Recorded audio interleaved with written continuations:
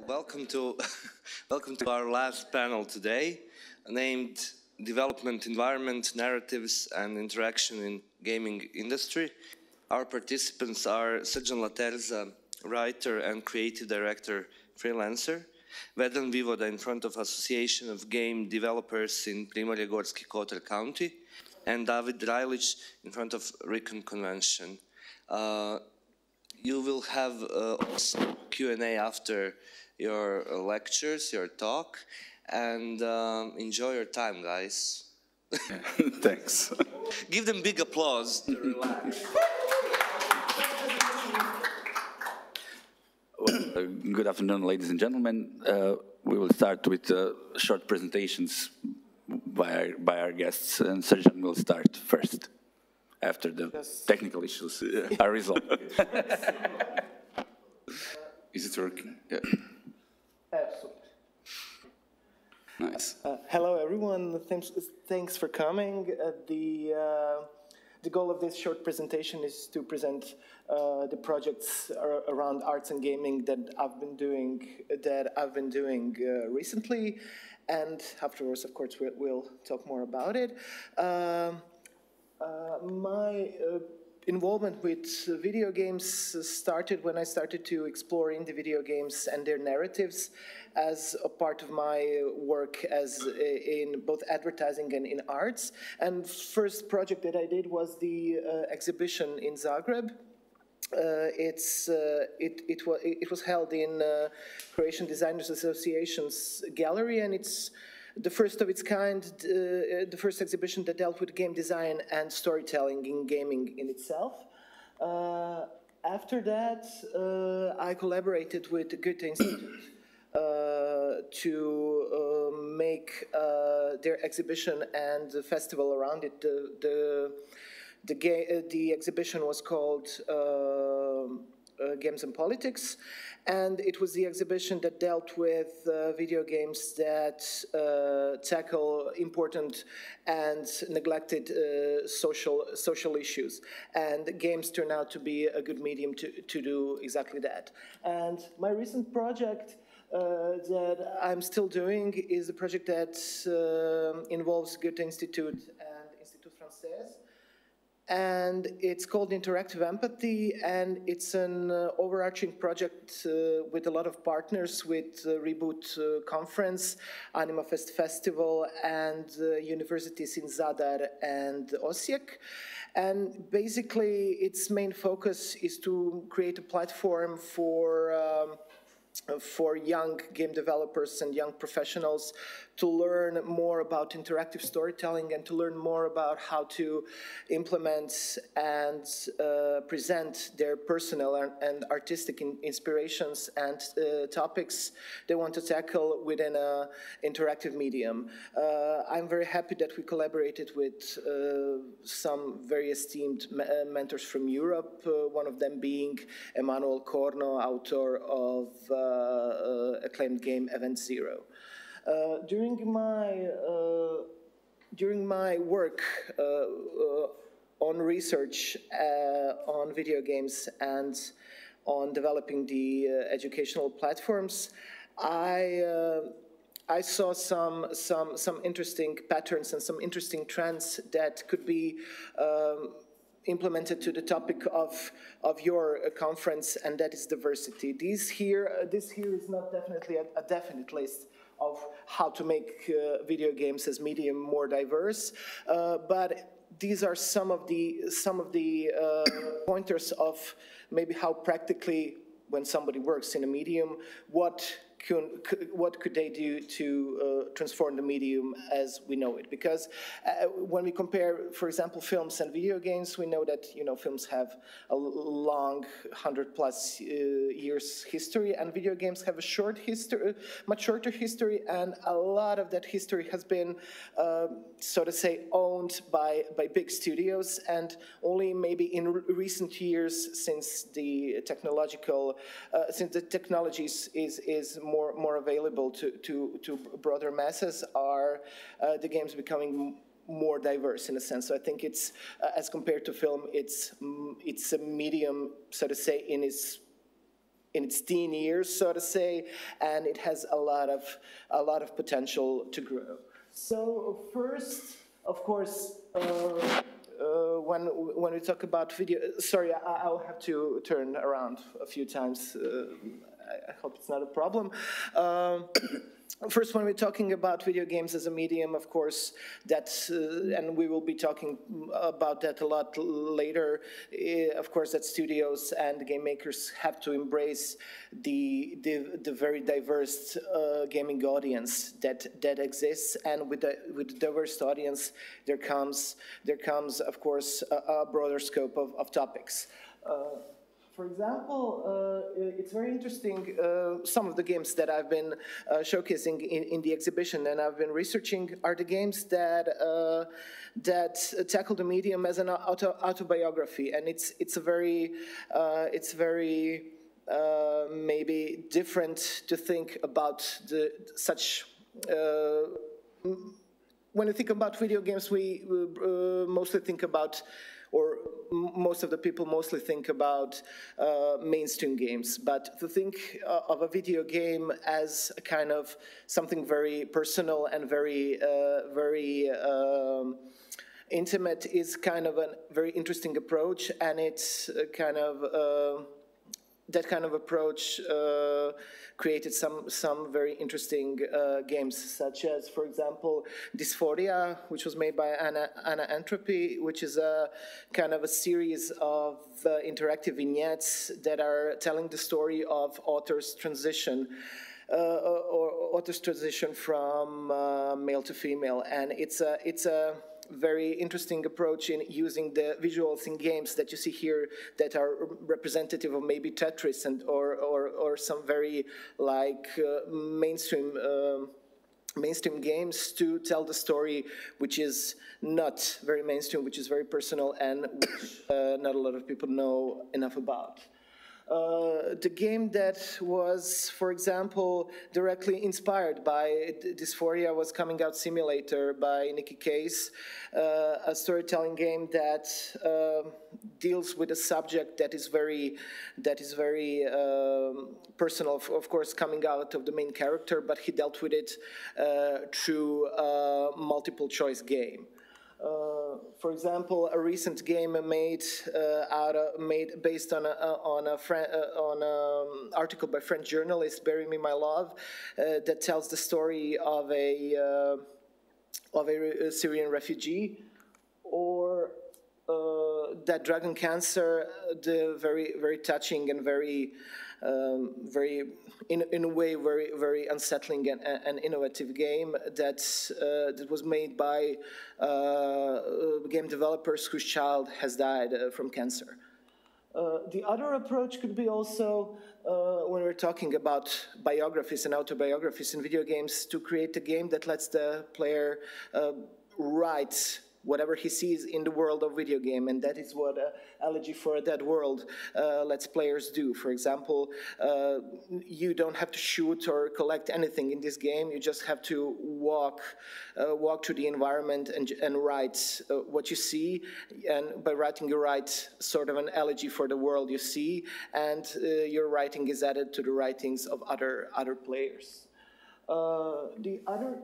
The other strategy, of course, in diversifying video games could be focusing on local themes. I put local in quote marks because local can mean a lot of things when you are dealing with global audience, because games have the audience that is worldwide, and if you have a good game, there is not much barriers for you to reach the global market. So local can mean a local in a sense of the location you live in. The example is Wheels of Aurelia, made by an Italian game developer, Pietro Rigiriva, who is also the founder of an association called Contralto, who focuses only on making video games who have their inspiration through Mediterranean themes. So it's a very interesting local approach to making video games. And for example, this game tackles the very unsettling history of Italy in the 1970s, and it's very it's probably the only way that maybe somebody who is now in their teen years and doesn't know anything about, you know, European history or political history can learn maybe about that very important period for Mediterranean region. To think about locality, you can think of it in a broader sense, because also Witcher series is of course a big, huge mainstream game. But what's interesting there is that the inspiration that they use for their game isn't the mythology that is basically mostly used in video games, and that's Germanic mythology. They used Slavic mythology, and the studio is from Poland, and they source the material from the Polish fantasy writer, which is, even though this is very commercial and mainstream, it's an unprecedented that Slavic writer of very commercial fantasy fiction has reached the global audience. And sorry to interrupt you. Not only the mythology, the music too. Yeah, of course, yeah. Even some Croatian people were Mm-hmm. involved in creating the music. Yeah, of course. So yeah, that's what locality can mean in context of video games. Also, a good way maybe to strengthen the diversity or make good diverse games within the area of video games is to use the knowledge that big studios have, whether you have worked for big studios or you have somebody to mentor you from a big studios, because big studio always, people working in big studios work on very mainstream stuff, but they know their job, and they know how to make a player involved and immersed in the world. So it's great to have that knowledge and then to use it to tackle the subject you want to tackle within the gaming medium. The example for that, probably the most famous example of indie games in recent years, is Papers, Please, made by Lucas Pope, who used to work for big studios and then decided he doesn't want to anymore, and then made the game which set the precedent for video games. This is basically the video game that when you describe to somebody, they will probably ask you, why should I play that? Because it's a game where you play border crossing worker who checks the passports. And the main interaction is putting stamps on passports. But behind that very simple mechanic, you actually see how does the rigid system of an imaginary socialist state work, at least from this game's perspective. The other good example is... sorry to interrupt you again. People actually died, because of your stamp. So it's like playing the refugee crisis. Yeah.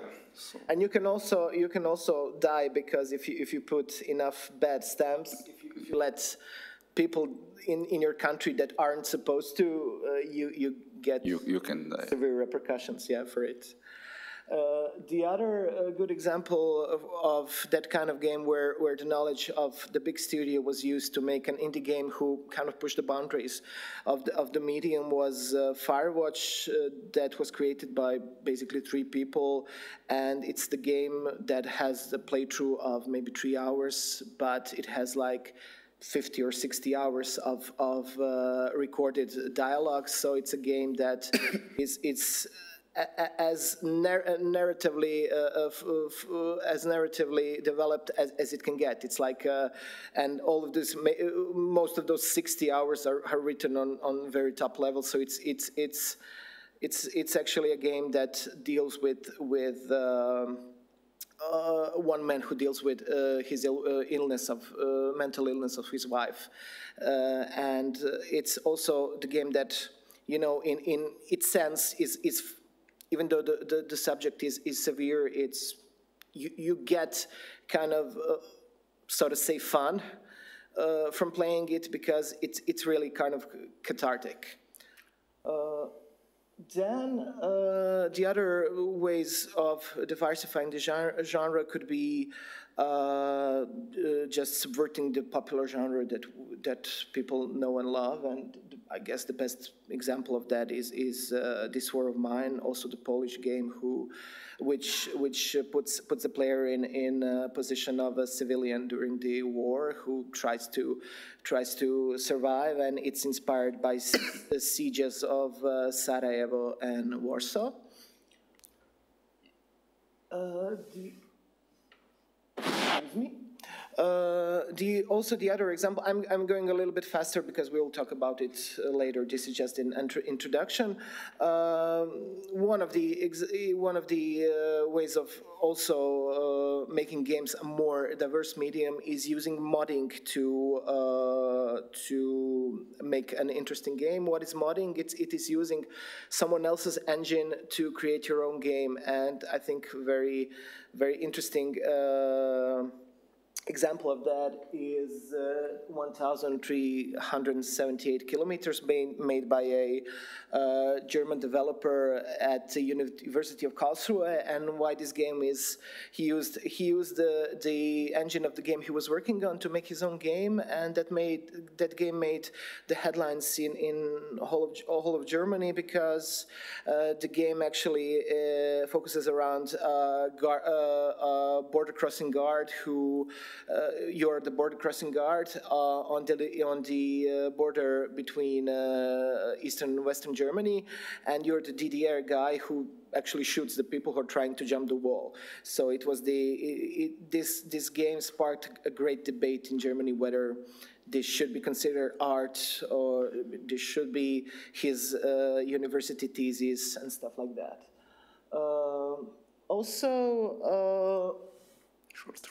What is interesting in indie gaming, for example, is that because it doesn't have a lot of resources, it creates shorter games, and by creating shorter games, you kind of can explore your audience more, because maybe younger audience has much more time to play the game, and they can play the game such as World of Warcraft, which can be their whole life.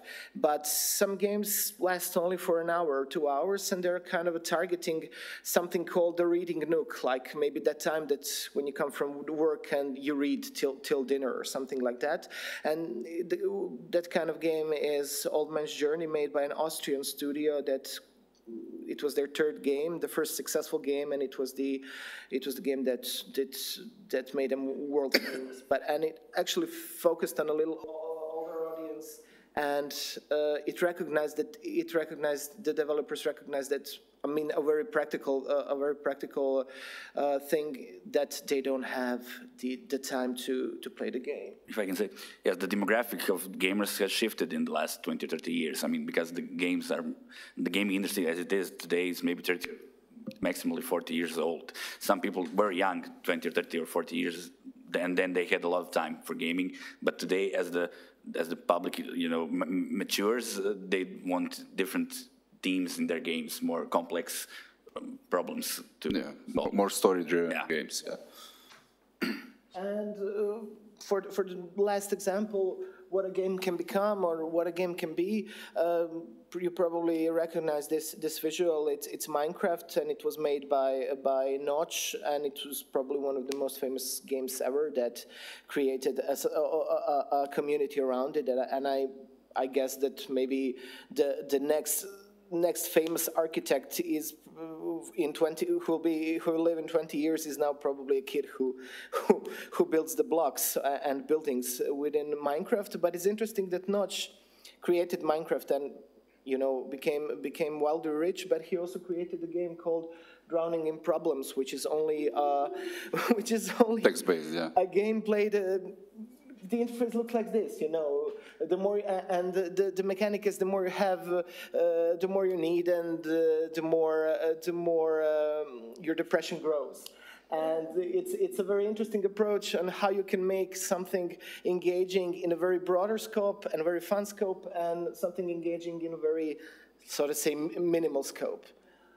And of course, there is also the whole. Sorry, there is. strong community that really like the text-based games. Yeah, the game started with text, and the text is still getting to, they started with text in 70s and 80s, and textual games are still very much popular within the certain community, yeah. Okay. Okay. Return that slide with, yes. Perfect. Okay. Okay, that was my introduction. Yeah. Thank you, Srđan. Now it's time for Vedran's presentation.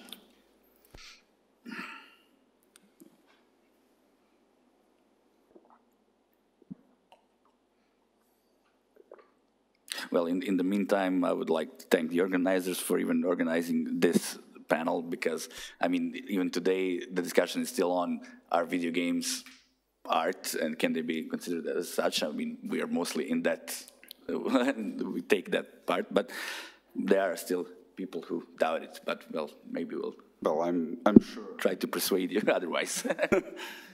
Okay, my name is Vedran Vivoda, and I'll be shorter than Srđan, I hope.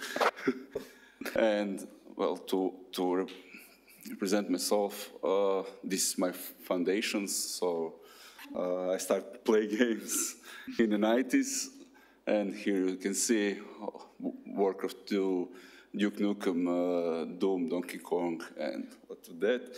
Other foundation, oh no, is this? I don't know. Do you know what is this? Yeah, it's Dungeons and Dragons. So I play, at this moment I play, I don't know, the game that is 15 years is going on. So, yeah. Okay, in 2017, I quit my job in school. I have masters in computer science and history. I quit my job in school, went to the Zagreb, to the Makina Game Dev Academy, where I was on the school for the writer and game designer, level designer, and something like that. Not the programming part, but story-driven part. After that, I started to work as a support writer on the Fantasia Noir game that is mostly based on only on art and a lot of text. So it's a graphic novel. And I was working there for 1 year. And you can see the main character is orc detective in the world where it's the Cold War between the Orc Empire and the Elven Kingdom. So, but it's Cold War, and it's about the city that is something like Berlin, and there's some political issues, and you have to investigate the murder of the ambassador's son, and so on and so on. So, but a lot of text, and it's a graphic novel. This only some how it's going on when you dialogues, but I want you to read it. So this is the other from other game that I have to write about the two girls on the rooftop party, and about the British guy that came, like Gerard Butler, and so it's a casual game for girls, for the housewives mostly, and about about girl who disappear, and her friend has to find it. So, but the publisher said it must be the guy that is like Gerard Butler or something like that. So, and after that, I found my studio. It's Crane 51, and this is our game. And you can see our main character is Holy White Tree. This is the concept art of our character. So I want I'll be short because Srđan was really great. No, he was really great, and you can see my main character is girl, and the damsel in distress is her boyfriend. So we put it different than other studios. This is other game that I work for other studio. It's called Wingy Games. Games is Ominous Relict. Here's the real specimen of a male, strong soldier, and yeah, the guys wanted to be like that, but it was really hard for me. Why this strong soldier want to go to the Indiana Jones style to track the relics down to the artifacts, something like that. So it was really hard to why he want to do that. He's a soldier, and it was really hard to explain what he's doing down there. So for every character, I'm working on, I put whole, even if it's only for a minute in the game, I write for him a whole story. So what's his? I'm a little nervous, yeah. Whole backstory. So you can see this is the real history facts for this town and about industry and everything. But probably player will never know about this, but I done it for this character and every other character. And I'm from Rijeka, and I have to be in Rijeka. So this part of presentation I called Building the Community. Why? Because in Rijeka we don't have any studio. Not the big one, only all the studios are in Zagreb. So I and a few of my friends said, okay, why we should go to Zagreb? Why we don't build a community here in Rijeka? And then we founded the NGO. It's an association of game producers of Primorje-Gorski Kotar County, and started to build a community. We started to organize the meetups with the guests from the industry from Zagreb. It's educational meetups, and a lot of people was on these meetups in this very space. After that, we organized the Global Game Jam. I don't know if anyone knows what is Global Game Jam. Global Game Jam is a global organization that organizes the 48-hour game development. So you have to build a game in 48 hours, and in the start you get the team. You don't know the team before the start of the event. So these people on this picture, they developed the game in 48 hours. The 5 games was developed, and the team was what is home to them. So it's every year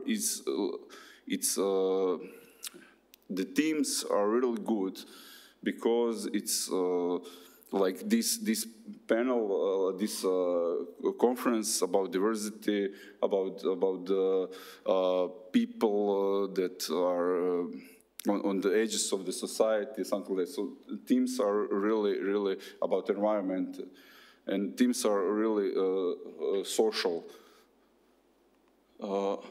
This was the open air Respawn Video Games Day for the kids. It's part of the larger festival for the kids called the Toboggan.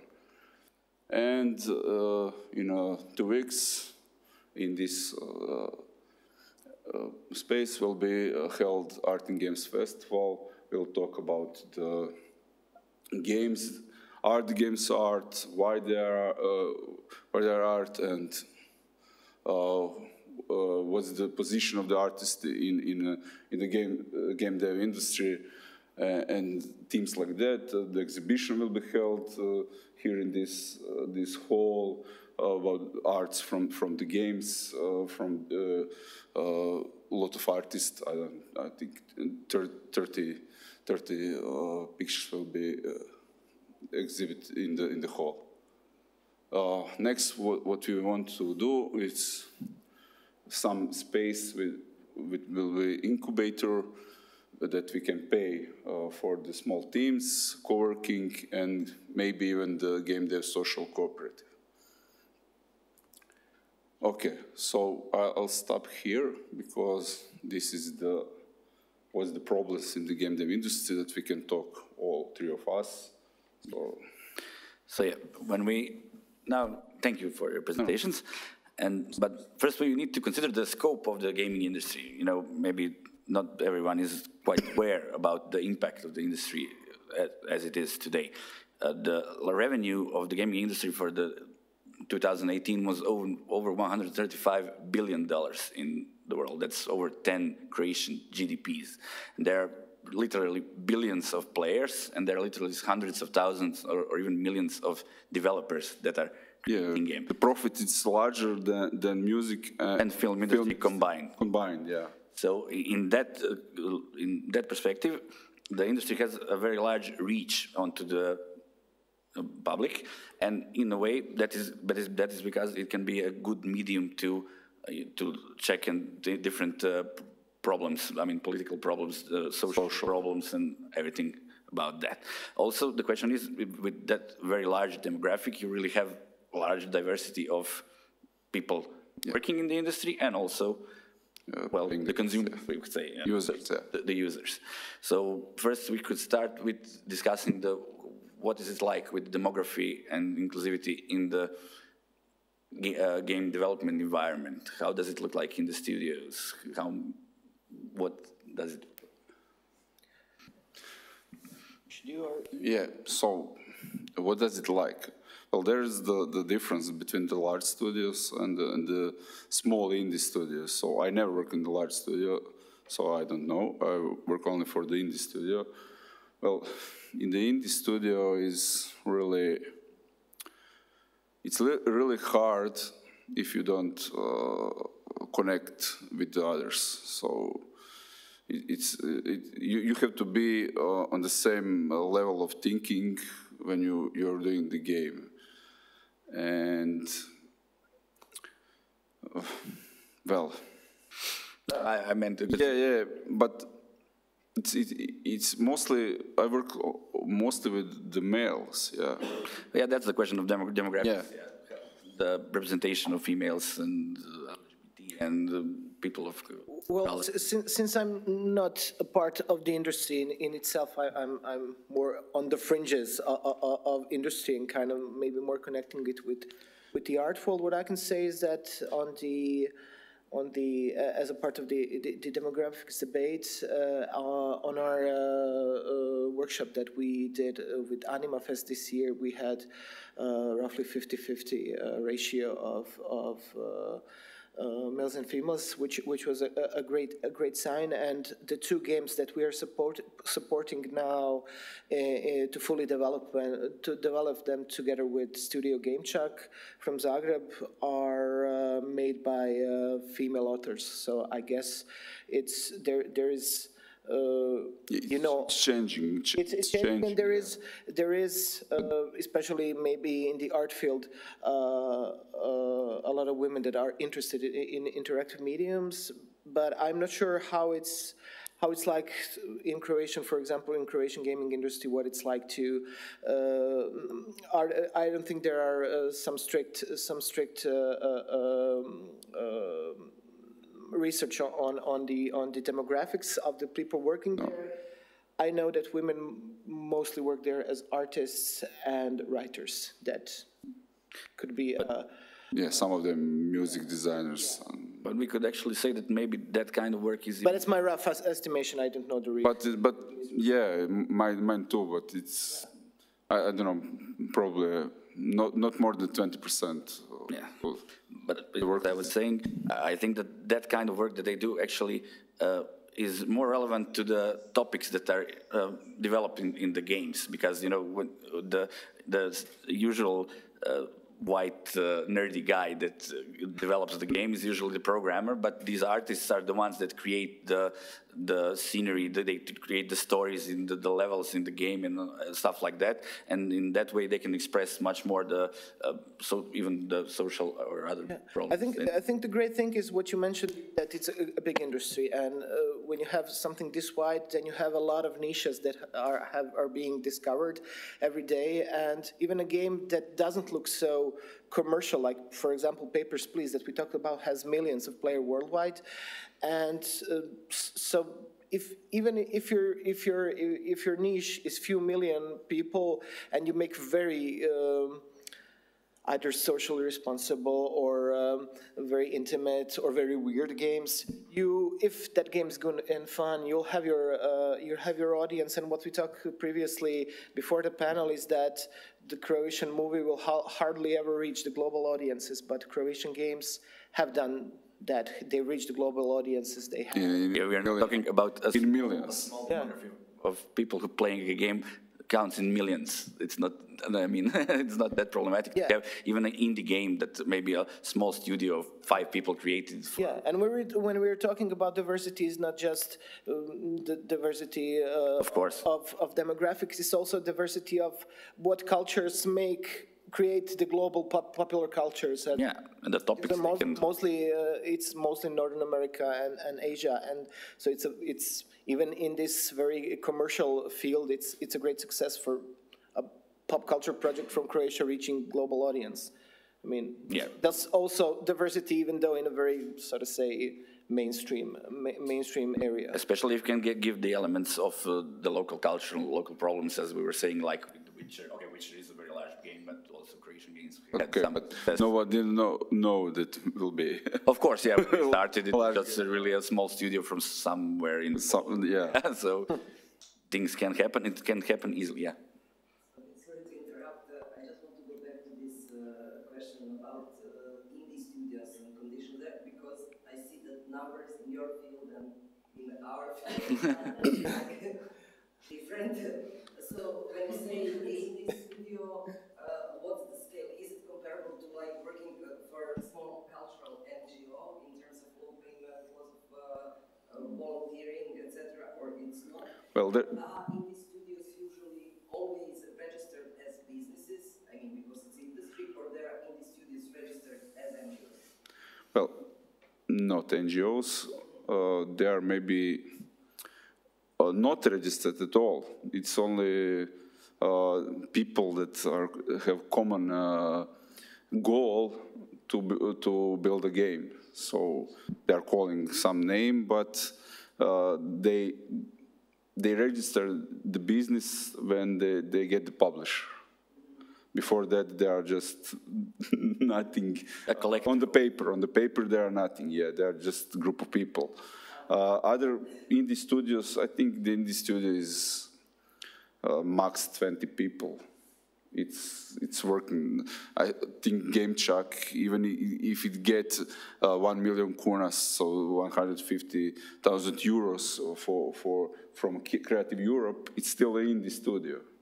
Yeah, just to mention, GameChuck from Zagreb is the first Croatian studio that ever received the European Union media funding for game development. Yeah, it's first. It was kind of a pivotal moment, like 2 weeks ago. Yeah, but I think it's around 20 people studio. You can consider it in the studio max 20 people. Yeah. And in Europe, there are also some collectives that are on the fringes of industry that can be called like artistic organizations, which are maybe functioning. I don't know whether they're NGOs, but they're mostly function with the public money. Yeah, maybe when you said the NGO, maybe we can consider us like that, because we want to found some of the studios, this group of people, give them some money to start developing the games. As an incubator. Yeah, some kind of incubator. So they are not official on the paper, but we are funding them as an NGO. So maybe this is, but not only NGO, and they are NGO and they are not NGO and working on a game. Yeah, it's different because they from the beginning, even if they do a very weird game, they're considered themselves as you know, a business. But Yeah. many of them don't know how to make it profitable, and I think in Croatia now we're just starting to have public funds for development of video games. Yeah, Here from will be the first year from Havts yeah, from the that will have the call for applications for video games. yeah, it's this year first time from the Croatian Audiovisual Center is consider games as audiovisual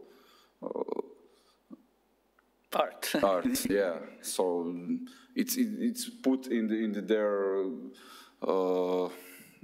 как se zove?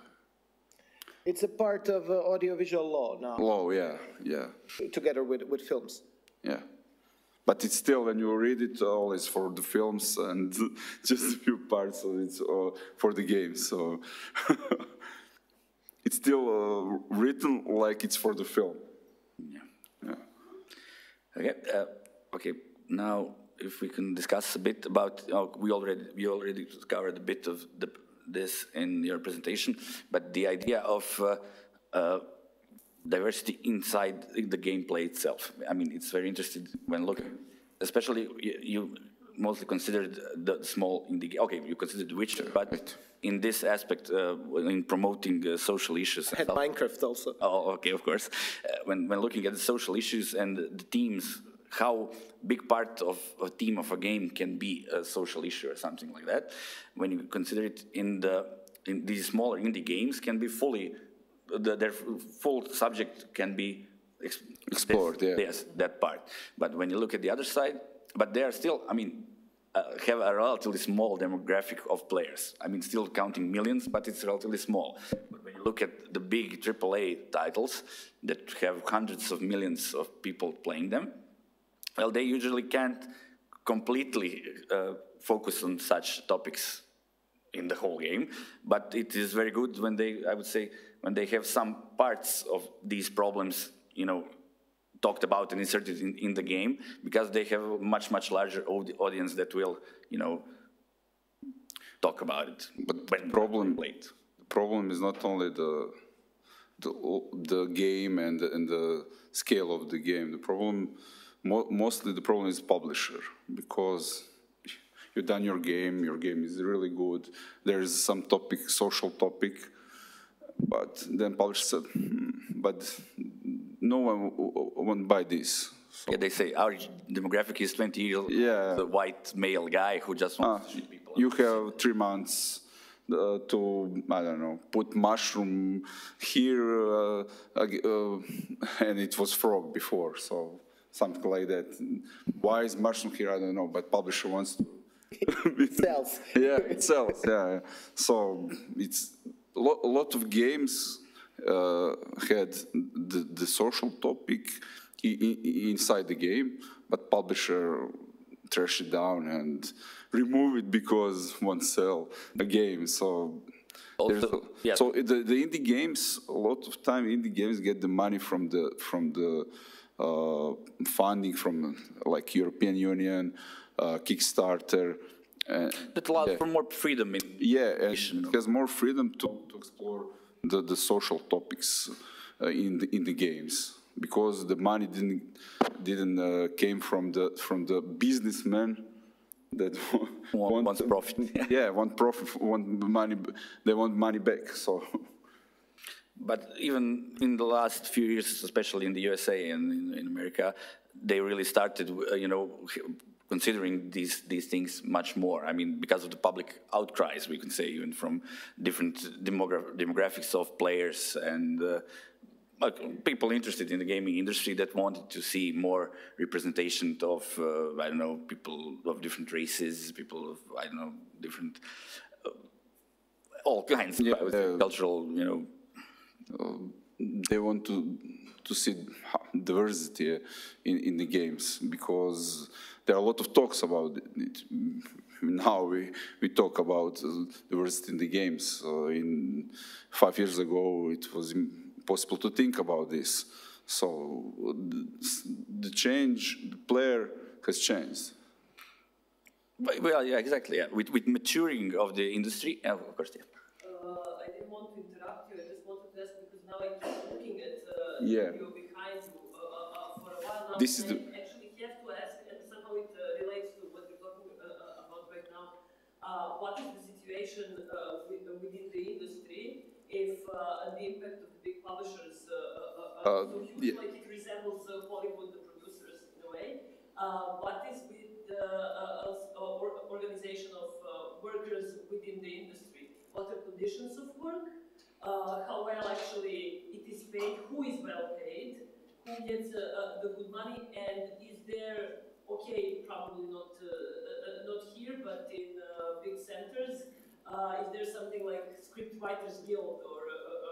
Well,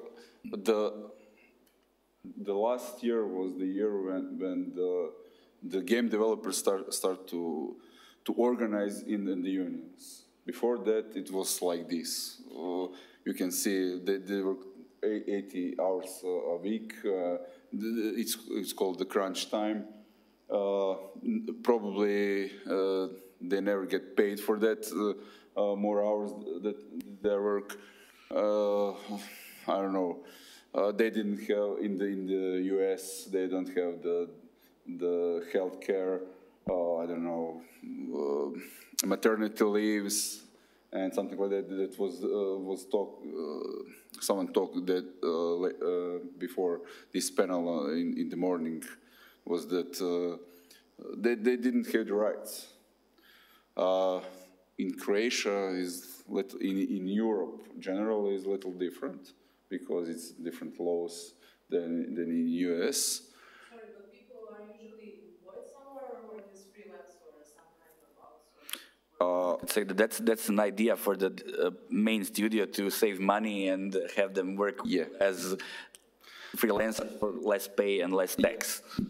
Yeah, so in Croatia, some of the studios don't want to sign the contracts, working contracts, but they employ you as a freelancer. They said, how to say, they said you have to be a freelancer. I know how to say in English, obrt. Okay, sole proprietor, yeah. So they said you have to be sole proprietor. They don't want to sign the contract with you. Not like a worker, but just like a contract. Yeah, so because they can fire you like in the second. So we don't need you anymore, okay, goodbye. If you have the working contract, it's different. So there's the whole law, and they can fire you easily like this. You mentioned Writers Guild. The gaming writers in the US are part of the Writers Guild of America. They have the same. I'm talking about this because writing is my background. They're the part of the guild, and they have the same rights as the screenwriters in Hollywood as being the members of the guild. And in Croatia, I'm also part of the Croatian Screenwriters Guild, and so we're the first guild to actually, welcome the gaming writers, and we have a few of them as our members. But it is still a very new field, and even the rights of writers in older mediums such as theater and film are not so very well taken care of. So the rights of the writers for video games are something that we'll need to take care of, like in the years to come, because it's very in Croatia there is no Wild West industry. Yeah, but video games companies pay less than other IT industry companies, and in Croatia and US and in other parts of Europe, it's a lower job stability. So you can easily lose your job. And that's the same for the whole industry. And you asked who gets the most, the most of the salary, the biggest salary.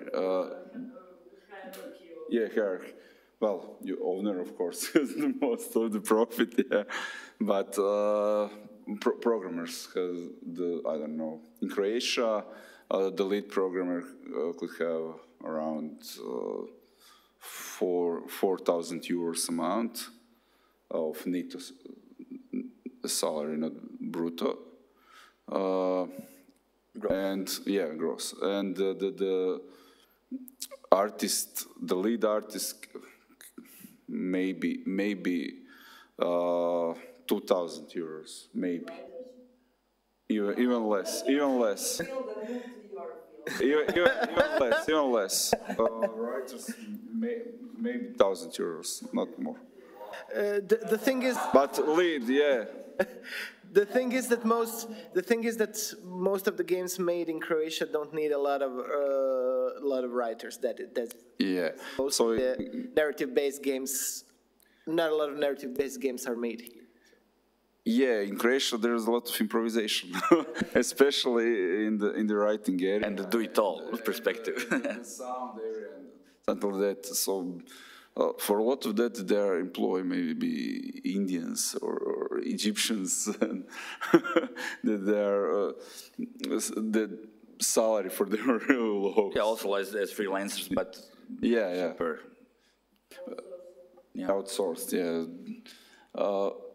And the other diversity problem of the industry is a problem that we talk already. Yeah, the number of gamers, of people who play games, is roughly the same. But when looking at this is the data from the 2013. I think now it's a bit better. Yeah. I think it's even more female gamers than the male. Yeah, and a bit better in the industry.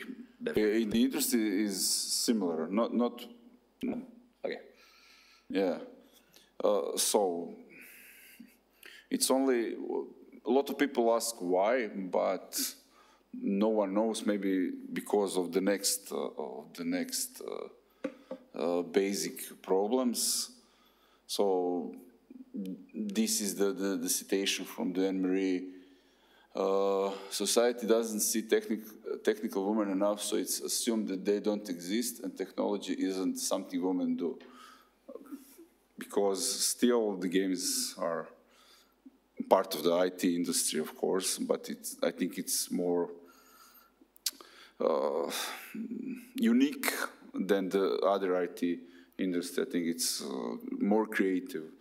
So people don't see a lot of women as programmers. I don't know why, because when we went to the college, I think it was half-half. Yeah. So I think it's changing. It's changing, but not enough. So it's just slow process. How the people see our society. Other part is the industry. Industry don't see the women as programmers. They see only as artists, 2D artists, 3D artists, writers, sound designers, music designer, but not as programmers.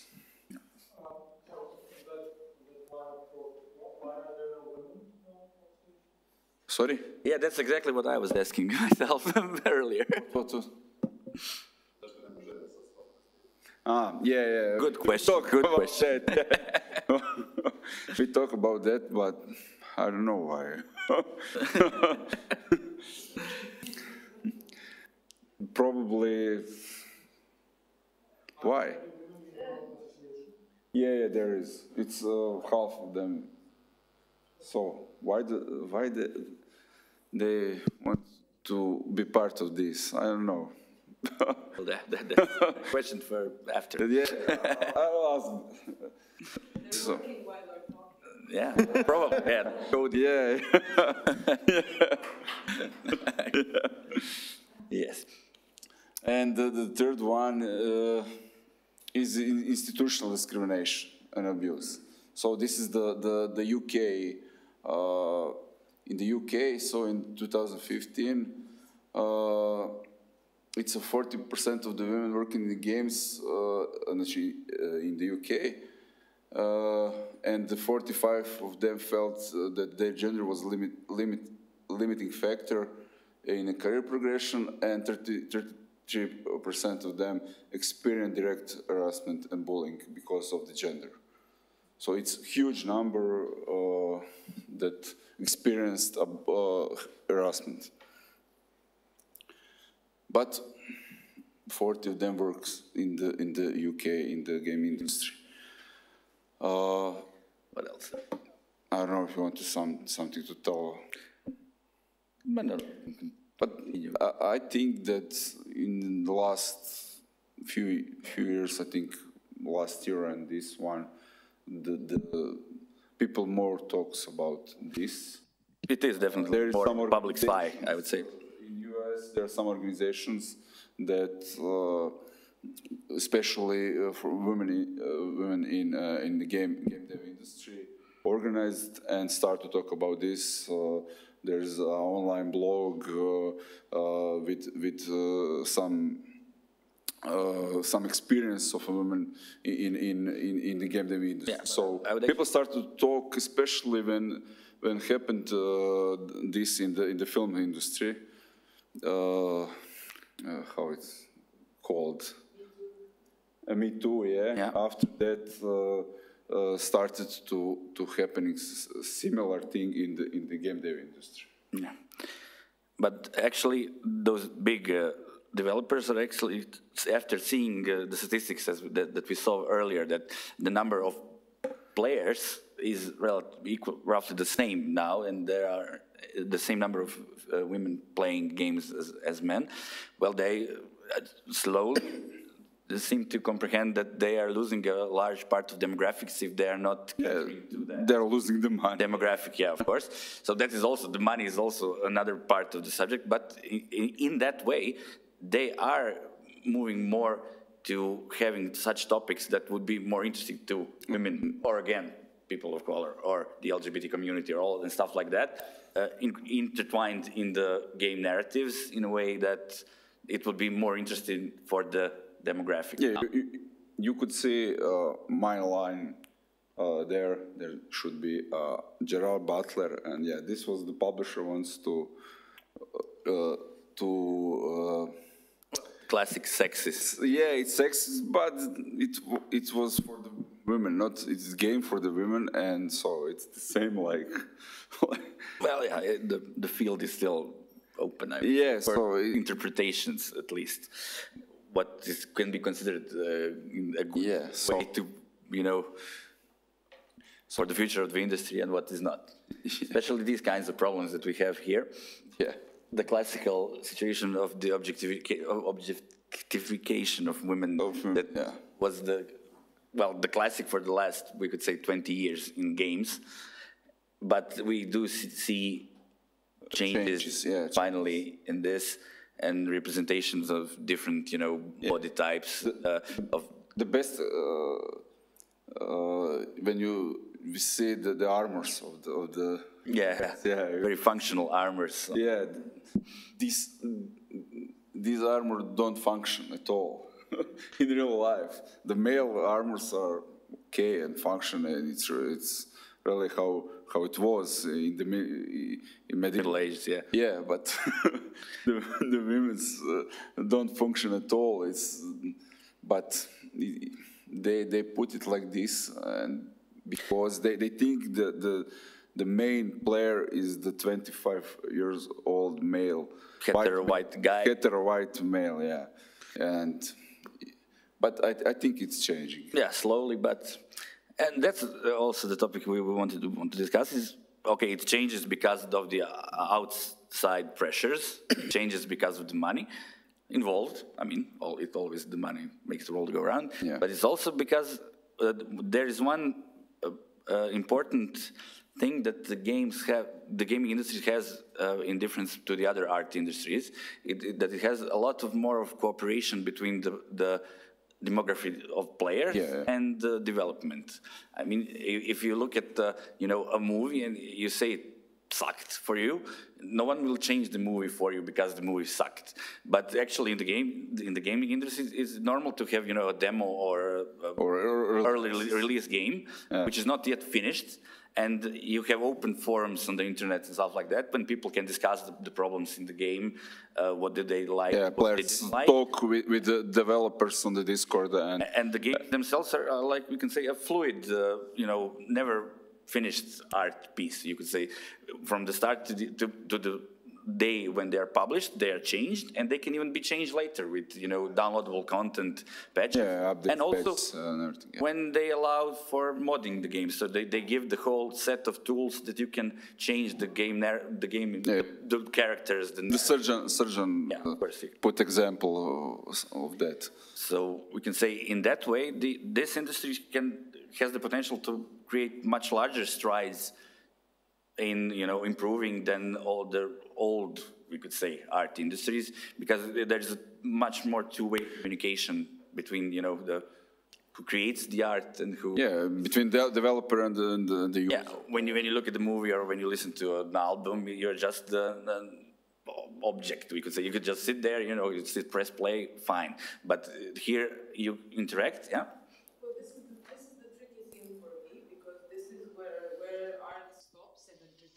begins. When you open the process like that, how would you comment on that? Where would you set the boundaries to calling something an art piece or an entertainment piece? Well, I think an artist can also always set that boundary for themselves, because if they want to involve the players in their piece, they can set that boundary. I think that it's up to them, and I think it's a great question, because I don't think it was.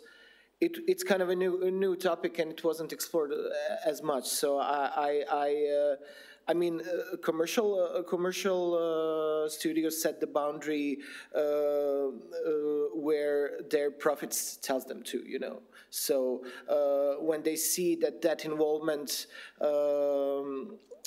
is not good advertising for their game anymore, and they're putting a lot of much more resources in the changing of the game, then they will get back. They put the boundary there. But if you see the game as an artistic piece, then the boundary can be wherever the author puts it. I think it's also interesting that if somebody makes their games as an artistic piece and then somebody gives them the comment on it, it's very interesting, because when you come to the art gallery, you probably, or most people don't probably tell the artist to change something if they don't like it. But if you make a piece that it's a game and that it's relevant to the gaming audience, but it's also relevant to the artistic audience, then whose rules apply. The game is more interactive media than the other medias. So it's not like film. The piece of art is the game itself, like a sandbox in which the player can choose to do. I mean, all of that is an art piece that isn't looked all at once, but every person that enters the game and plays it as he wants, he will have a completely different, maybe, path from the beginning and end of and the appreciation will be different for. But it's also a good question, because there's gaming as a whole. There's also games that are made to be exhibited in museums. So there's also that scene which mostly stems from the universities, from art schools, which is also a gaming scene, but it adheres to the rules of maybe visual arts, traditional visual arts, or representation of art in the museums. It's very interesting. But I think it's not. Sorry, but I think it's not different from the movies. We have a question. There. It's.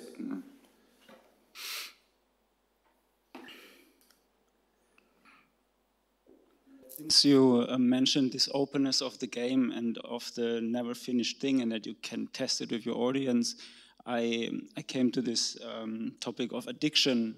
I heard of a women's association, they call themselves widows, because they lost their man to World of Warcraft. So, no, I wonder, I mean, if you make a board game, you can see how it sells, and then you know how it works. But now you have this instant feedback all the time, so you can really see what makes people stay in the game, similar to, I don't know, social media, like, or whatever. So I wonder if this knowledge, or how you deal with this knowledge, and if this is accessible to also like small indie firms, and if you can use it, or because it seems like you try to put also some ethical games. I mean, I played, to be honest, some ego shooter and fighting games, and I think that was when I was a kid. There's an obvious reason why you do that, because you know it gives something you cannot do here in reality. So I wonder if this change what you say, and what is really beautiful, if it's because of that new knowledge that we know what is that keeps the person in the game, or yeah, maybe that's the question. Srđan, yeah. The basic thing, I guess, that the big studios have is the data on the behavior of their players, and I think it's probably the most powerful tool to have now, is to have the data about somebody's behavior from minute to minute, because then you can knowing that you can make him play it even more, spend even more, stuff like that. The more than half of the budget, the big studios spend more than the half of the budget. I think 60-70% of the budget for the whole game on the marketing.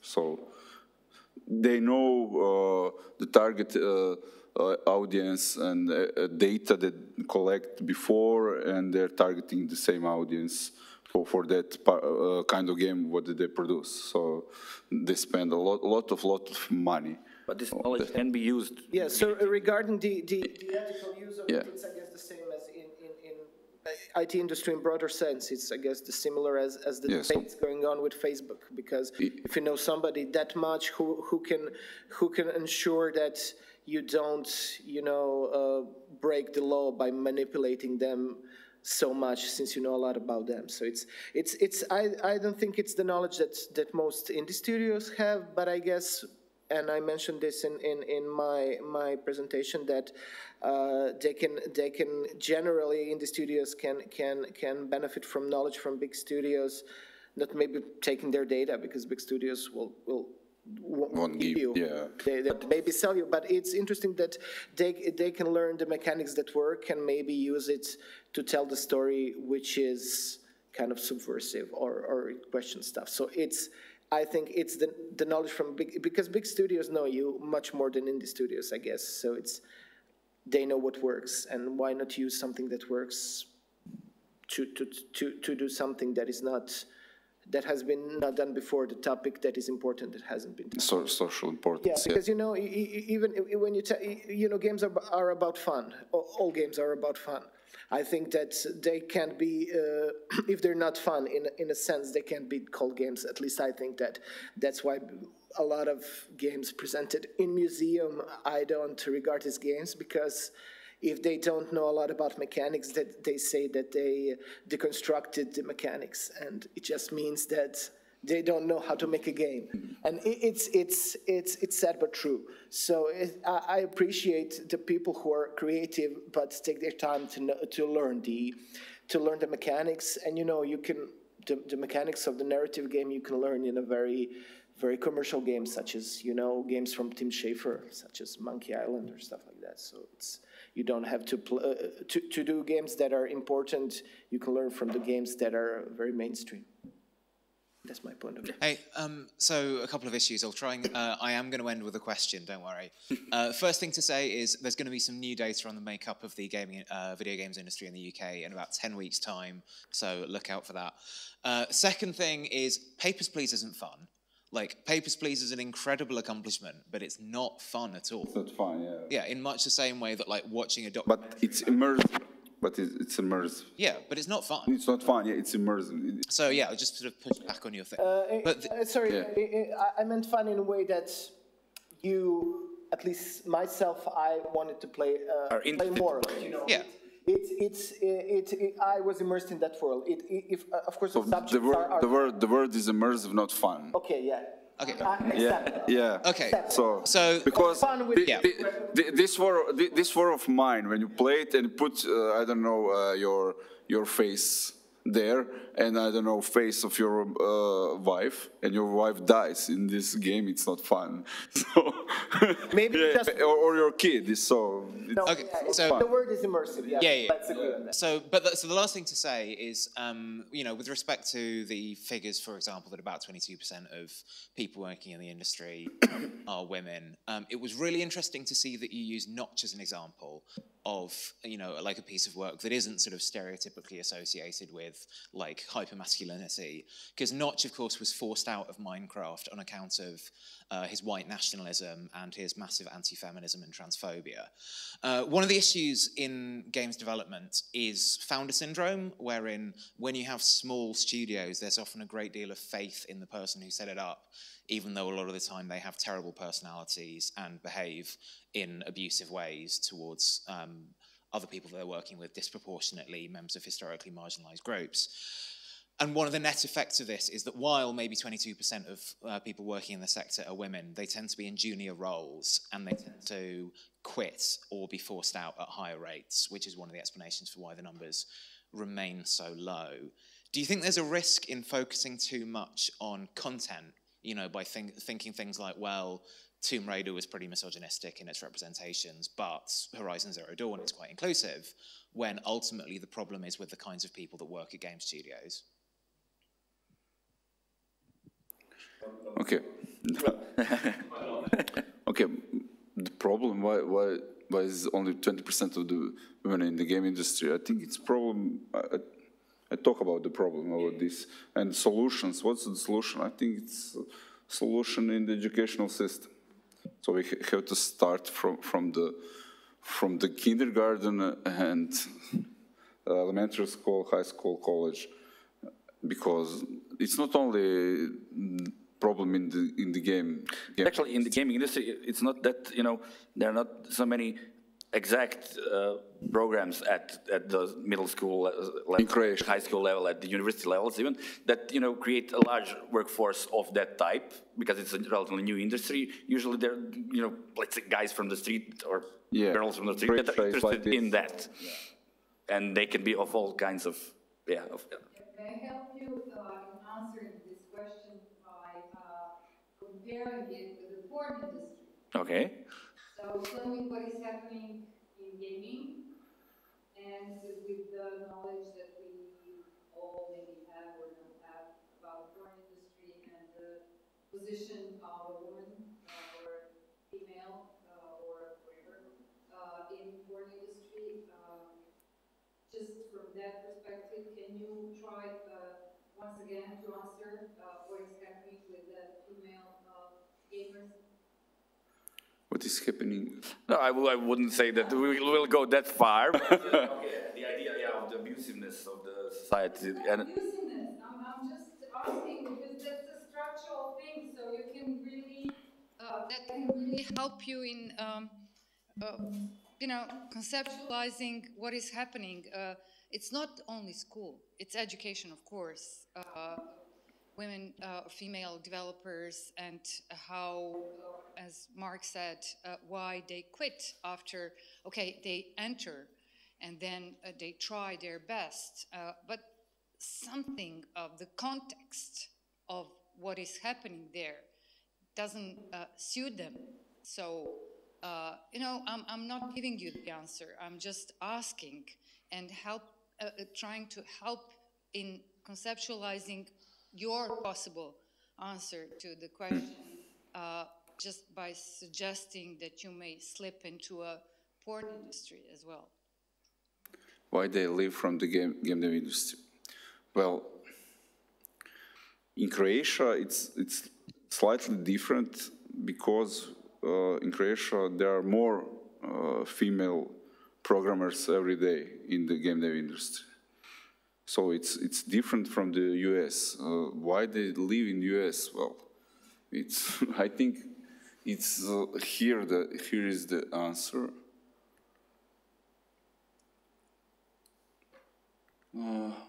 Here. Why they live? If the 30% of them had direct harassment or bullying on the workplace, everyone would leave from that job, quit. So I think this was the question. Yeah, I think. Yeah, what to?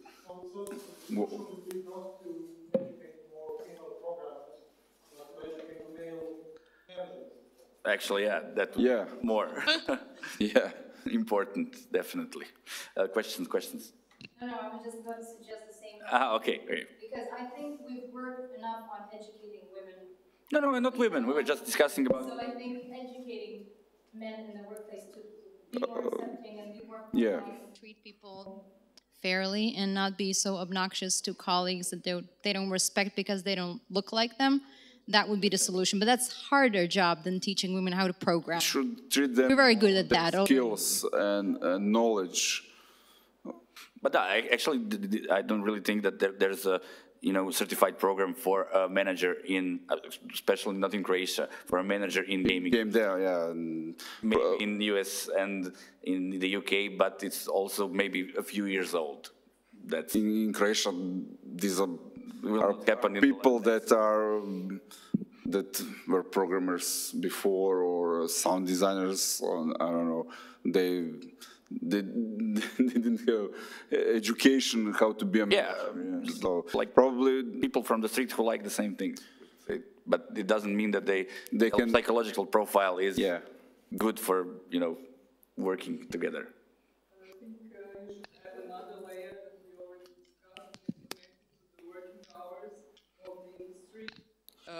And if you have, the patriarchal society that asks women to be, mothers, of course, and you don't have daycare centers, you don't have, support for maternity leave. They need to, be kind of homemakers as well, and you have 36-hour shifts, without, paid additional hours. I think that's also another layer of the problem. But this is not a problem only for female programmers and artists. It's a problem for every worker to work 36, hours in a weekend or 90 hours in a week. So it's a problem for anyone that has a family. This man didn't see his child whole week, so it's a problem for everyone, especially for the women. But it's a problem in the whole industry. So that's why the last year was really important, because the people start to join in the unions. In the US, similar happens in the studios in the Europe, and I don't know, in the RiHub Develop in Dubrovnik was 2 panels about this, about unions and what's the position of a woman, what's the position of a worker in the game dev industry.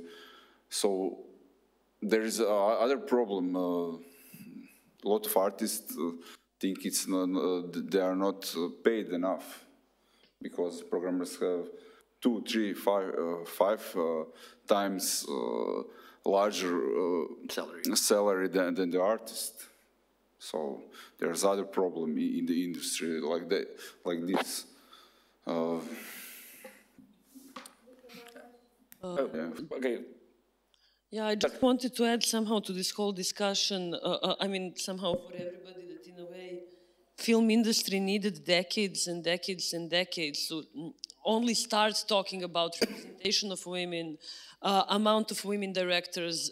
After 100 and something years of films, we're still discussing quotas on big film festivals and so on. So somehow gaming industry is much younger in a way and has the chance to be quicker in this emancipation. But at the same time, it's an industry that runs according to the same capitalist principles that also created the film and music industry in the US, for example. Then it spills over to here. And then that way, I always expect it to be conservative in that sense. And I would also expect it somehow to be faster when it comes to gender emancipation in the industry itself. I just wanted to end this. Yeah, definitely, definitely. We can say the film industry is 120 years old and maybe 30. So consider the film industry in the 30s or the 20s. Yeah. Gaming industry took a lot from films. Of course. It's not like the gaming industry started from zero. Took a lot of like 80-hour working week. It comes from film industry. Film people in Croatia work 72 hours a week on set, 12 hours a day, 6 days a week. That's the norm. Yeah. So that's not overtime. 72 hours. So it's something that game industry took over because of the capitalist structures and so on and so on, instead of making it more humane. Yeah. So don't fall into the trap of saying, oh, we still have 90 years ahead of us to get it right. Yeah. Where the film industry is now. No, hopefully not. Get it right by next week, please. Okay. Yes. But there are some studios that you work 40 hours a week, so they're not all the same. And this 80 hours a week is only few weeks before before release. Yeah, it's called crunch time, and there is craziness in the studios and everything. The problem is when this crunch time is not paid. This is the problem. It's not paid. Well, both is a problem, but yeah, this is a bigger problem. In this period, there's a lot of harassments and bullying that is happening in Croatia. I don't talk about other countries, but in Croatia, there. You could say probably it is, yeah, backed everywhere. Yes. I don't have comments about workers' rights, so somebody on that topic? No. Okay. I just wanted to say that if what you mentioned before, David, about art, if the audience is not part of developing process, that means that the artwork is finished and it's kind of not so much open. But I would really not agree with this, because I think that really there are completely so many different ways how audience relate with one artwork which is finished, and how you as an individual can read the artwork or find your relation to it. So I think if, I don't know, there are not thousands or millions of people and their taste in the part of the process of making it, that it means that it's closed and it can be only one way to understand the thing or understand the art. And of course, you also say what you think about this. Maybe I also kind of was a bit taking it too literally. And what I really found interesting in think about your biography, and would like to hear a bit more, it's a gaming that saves lives, the part of your biography. So maybe a little bit about this would be also no problem, but as the idea. Okay, definitely off topic, but yeah. Sure. Well, more or less. Planning radiation therapy for treating cancer more or less looks like gaming, because the whole interface of which you work looks like a very complex logic game in which you try to assemble the radiation fields and accelerate the positions in a way, hundreds of them, in a way that the coverage of the radiation of the tumor is the best possible, and on the same time you need to minimize the dose that is given to the healthy organs in a way that you can spare the organs and destroy the tumor. But yeah, it looks like you're very complex 4D Tetris, I would say, or something like that. You're playing in a way, yeah. And maybe I can show you a video later or something about it. Is there a serious game that has the topic that you work on? Can you how do you learn those skills to? I would say that my skills as a gamer helped me a lot in working at this job. I mean, yeah, that's the skills that you usually take with these kinds of games that are more or less logical and need to be relatively fast. So not like chess, then you can think for 5 hours. When you also develop your 3D senses in your imagination, how you can do all these strange things. It really helped me a lot. My 20-30 years of gaming in working and adapting to this job, definitely. What do you mean, do they know?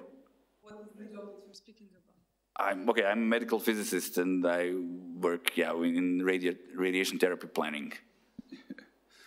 Mostly. I thought everybody has the booklet, okay. And the other question was about of course that everybody interprets art pieces by themselves and everybody's, I see a painting, you see a painting, of course we do not have the same, feelings about it, and the perception is different. But the painting still, I would say, remains the painting. But in the game, you can go left and the other guy can go right and have totally different experience because of that. But yeah. But I think you wanted to say that with openness of the game, it's easier to change some of the views, like diversity, like especially, yeah. I mean, the topics, not can handle art part, but more this part, the social. Say you're a character in walking around, the street in the game, and you interact with the different people there. I mean, if you're being an ass to the guy next to you, he will, kick you. I mean, that's how one player will play out the game, and the other one will be all nice and respectful to the people and everything, and that will lead to a better ending to the game. I mean, that's obviously also an educational purpose, easily. I mean, very very simply put, but yeah, this but is also when your story is, I don't know, harassment of women. A lot of people will jump, and a lot of players that buy the game will jump on you. You'll get bad reviews because of that, and maybe this developer will change this part of the game or throw it out from the game or something like that. So it's easier to change this some kind of bad parts. Yeah, there were games that didn't have, there was a public outcry after the demo that, I don't know, something about diversity was, or something about who knows. I mean, many things that can still be changed because the game is not finished yet, but the public has parts of the game, try it out, see what works, what doesn't, and it can be changed in the future few months to be better when it is released. So this early access of the game, I mean, it's like, I don't know, Tool had the new album last week or whatever. They didn't put, 3 songs, and somebody said, oh, they're not really that good. Okay, we'll replay them, differently. I don't think that's going to happen very often. Yeah, okay. Yeah. Is this... Yeah, I want to show you two great creation games. This is the Bear With Me is a series of games. It's a 4-part game, prequel and three games. It's about the girl and her teddy bear, and they are some kind of noir detectives, and they are looking for her brother. And it's really fun, and you are laughing all the time. But in the end, you realize that her brother is no dead. Spoilers. Okay, but it's about the story. Yeah.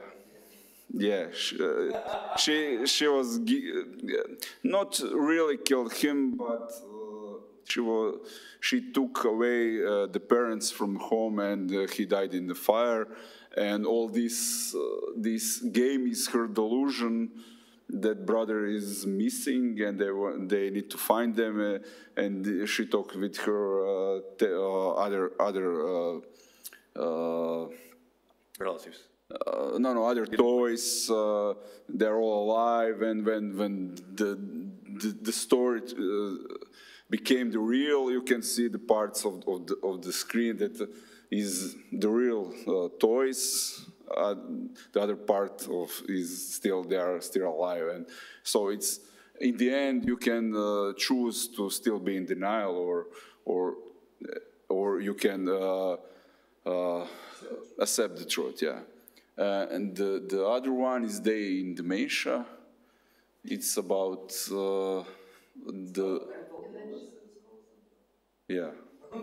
yeah, okay, but game dev society is small, so there is not a lot of games. So, but these two is really immersive to me. So this one is about Alzheimer's disease. So it's the view of the mental. What is in the head of the people with Alzheimer's disease. So these two games is really nice from the Croatian game developers. Okay, there is the Scum that you. Okay, that's not. It's not the social, but it still has some social questions, because the Scum. I don't know if you know the story. Yeah.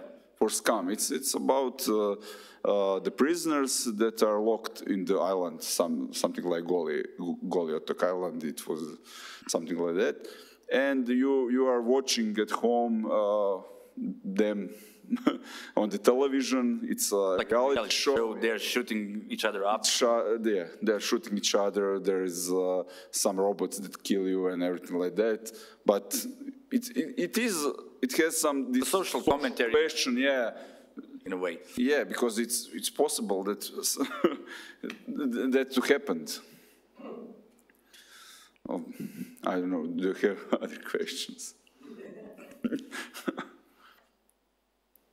Okay, is it from us? I think. Thank you again for.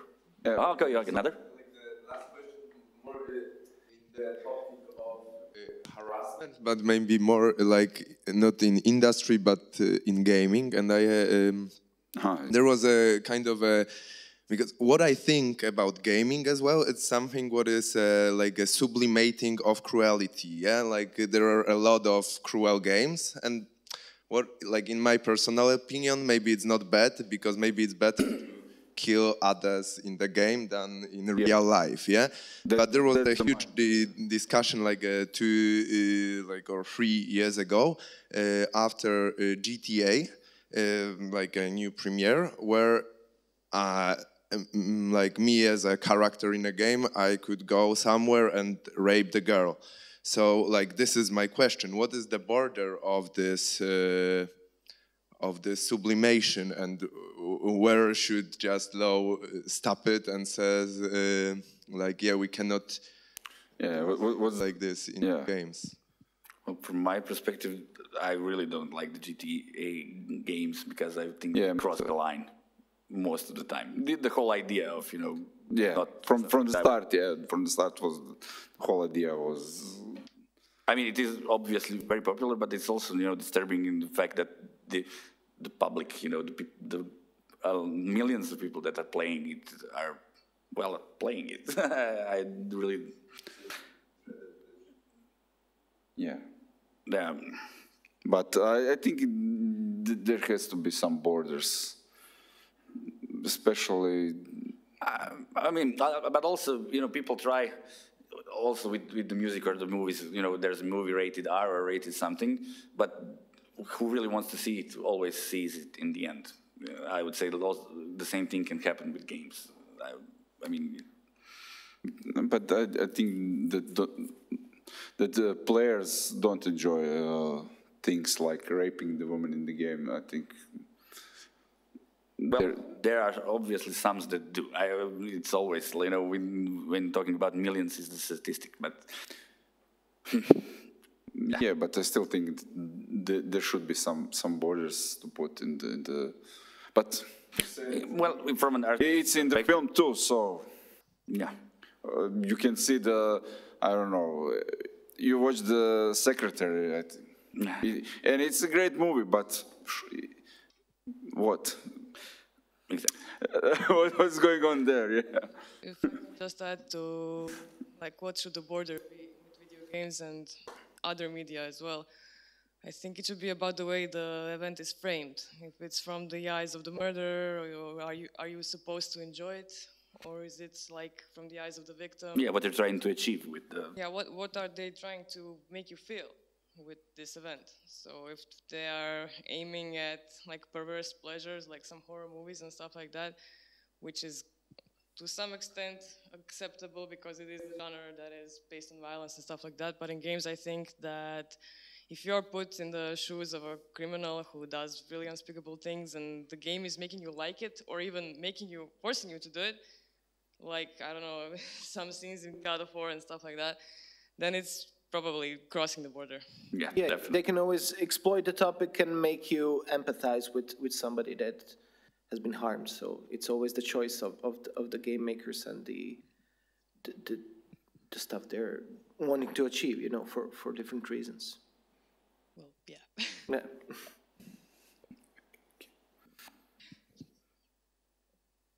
Any more questions? We could go on forever. Yeah. Oh, what's the time? How long do we have? I mean, I just wanted to ask you, can you just quickly say what do you think are the biggest problems in gaming industry in Croatia and maybe contextualize the diversity in it? Well, yeah, what we mentioned earlier, all the big studios are located in Zagreb. Yes. I think it's centralization in Croatia is the biggest problem first. And diversity, I think it's changing on a better in Croatian studios, but still think that Croatian studios don't have enough money. And a lot of the studios start with the indie studios start with the group of people that have joined goal and working, I don't know, in garage like in 80s in US, but they are still working like that in the rooms. Or now some of the like Machina Academy, they have incubators, so you can work there, but it's still for free. So you're working for free, and some maybe a profit that will get in the future. Yeah, like enthusiasts. Enthusiasts, yeah. And there is not enough studios in Croatia, especially in the other parts of Croatia. So just there's few in Zagreb that is more than 30 employees. I think it's only 3 of them. The other problem is education. In Europe, you have the schools, colleges for game development. In Croatia, we don't have that. So after the college, you don't know anything about the game development. You don't know I don't know if the studio working in Unity. You are a programmer and you learn something on the college, but you don't know this engine. Maybe you know the Unity, but then in the studio you want to work. They're working in the Unreal engine, so it's different language for the programmer. So it's hard that because we don't have the school for the game development. Of course, going. Yeah, so this, yeah. MA on game design is being developed, but it's a slow process. So it will, I guess, take at least 3 years to get it started in Zagreb University. It's in progress, but there is an European Union project supporting it, but it has to complete its run, which lasts for 3 years, and then the process of accreditation by the Ministry of Cultures or Ministry of Science, And so I guess in maybe 3 or 4 years we'll have it, but the industry is moving much more faster. So yeah, and CSAC also, yeah, the CSAC started this year with the high school for the video game technician. So we'll see what will happen in the future. In Rijeka, we have problem that I already said. We started last year with ground zero, so in Rijeka we don't have anything for the video games, so there's only a few freelancers, not a studio as a studio with everything, I don't know, the office, the place for work and something like that. So we are now building. The point that the diversity is not that much of a problem because anyone is invited, whatever it looks like his opinions are and everything, only that he knows to go there or anything. Yeah, but considering the industry. I think at this point still is the best. It's not so if you are a woman, I don't know, black or I don't know what gender or something like that. It's not important. I think it's still important. What is your skill and understand? So what is your skill? What is your knowledge? And you do know how to do it. So it's not, there is not so much problem, especially here, because we are started last year and we don't have this part. But I think next year when we open the school, it will be okay because we have some investments and from Katea Games, and we probably start the school. I hope, and in next month we start the first free class. It's founded by the city in the Center for the Technical Culture. Yeah, so technical skills, Center for Technical Skills. I don't know, 200 meters from here. It's founded from the city, and we'll start the free classes for the game development in a game maker, and it will be held by the Game Chuck owner Alexander Gavrilovich. So I think that the people will start to build this society in our city, and hopefully with good foundations regarding diversity and everything else. Yeah, but discussing.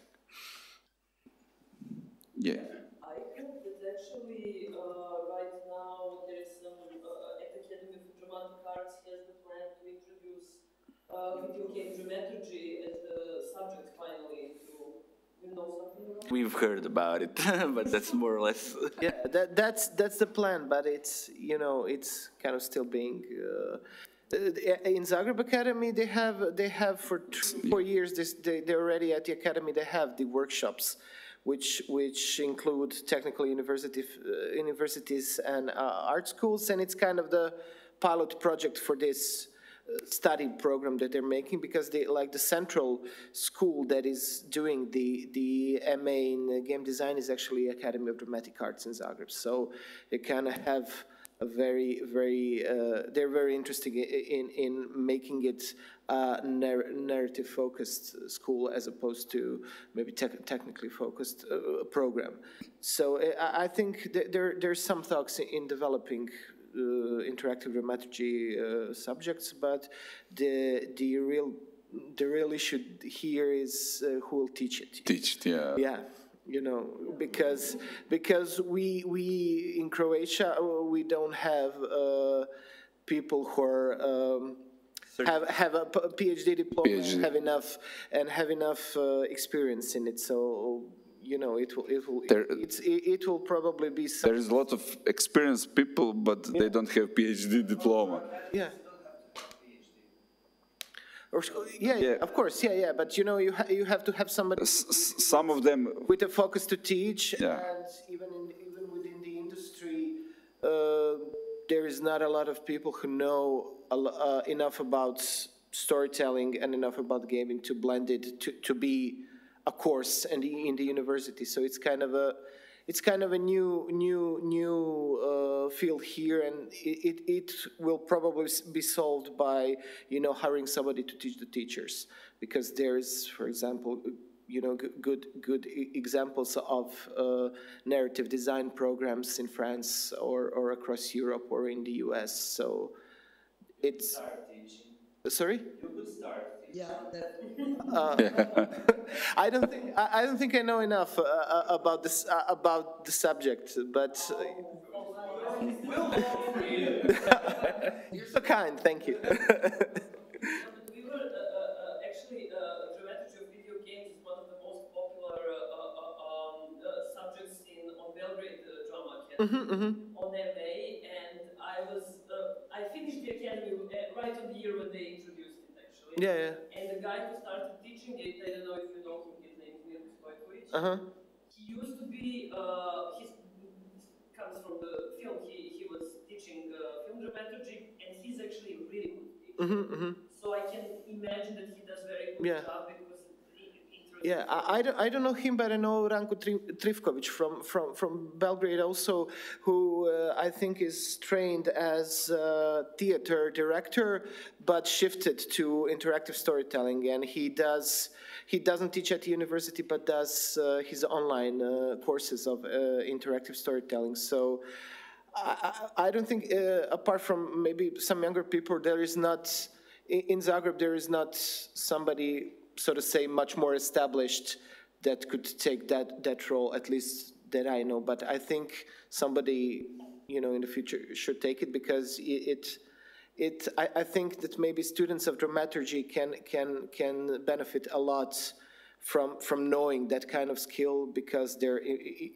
first their employability will rise, because even so to make an off-topic, as you mentioned, the Faculty of Dramatic Arts in Belgrade, they have the course on copywriting, for example, where you can teach how to write for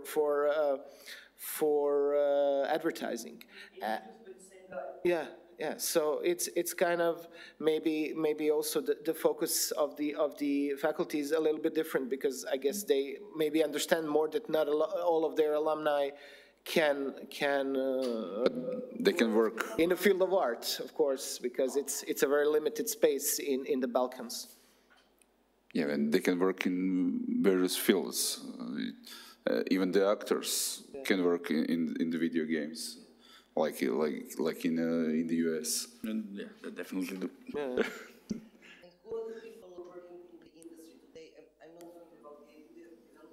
Positions which are more arts and culture based, like storytellers, designers, there is no education in I mean, are they coming from traditional arts field? Are those people who graduated design? Some big studios. Both. Some big studios for writers. Some big studios in Croatia that have like big funding. They hire foreign writers. Some of them.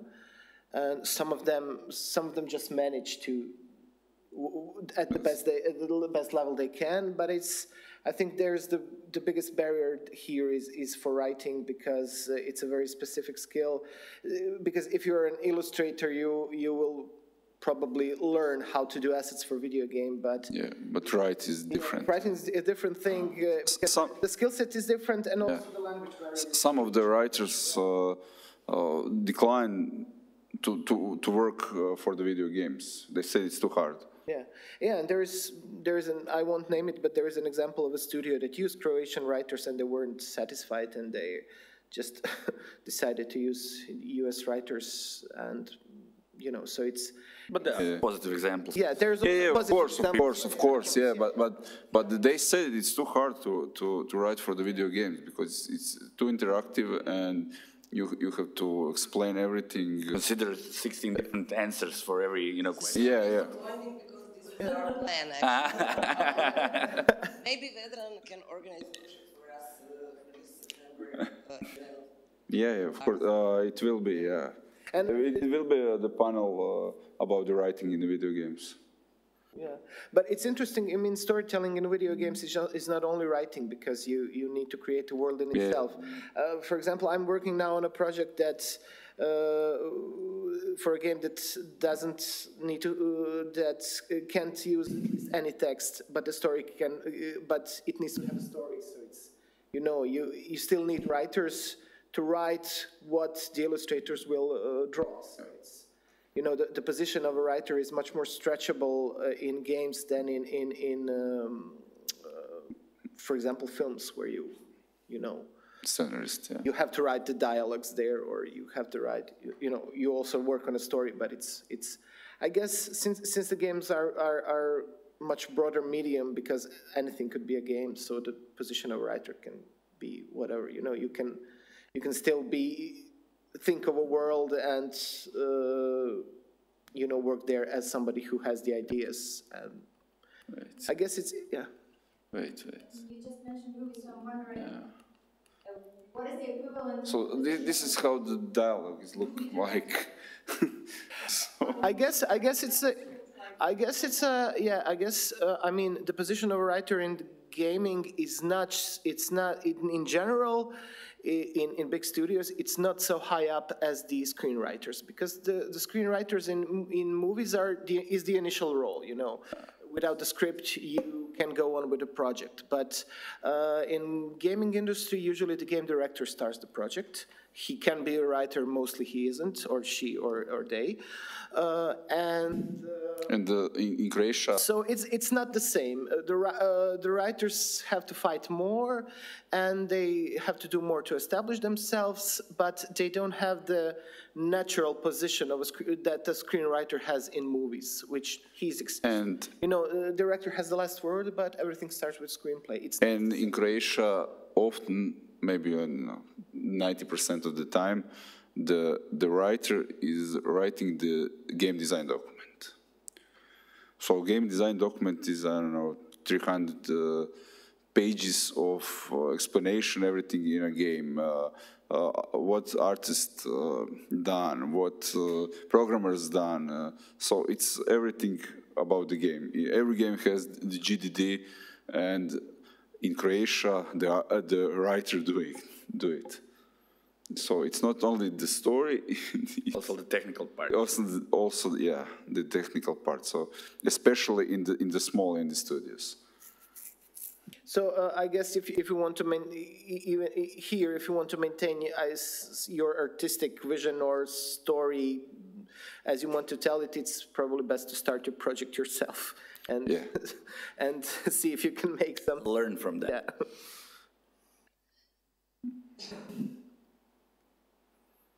Yeah. Okay, it looks like this. Thank you for your attention. Thank you.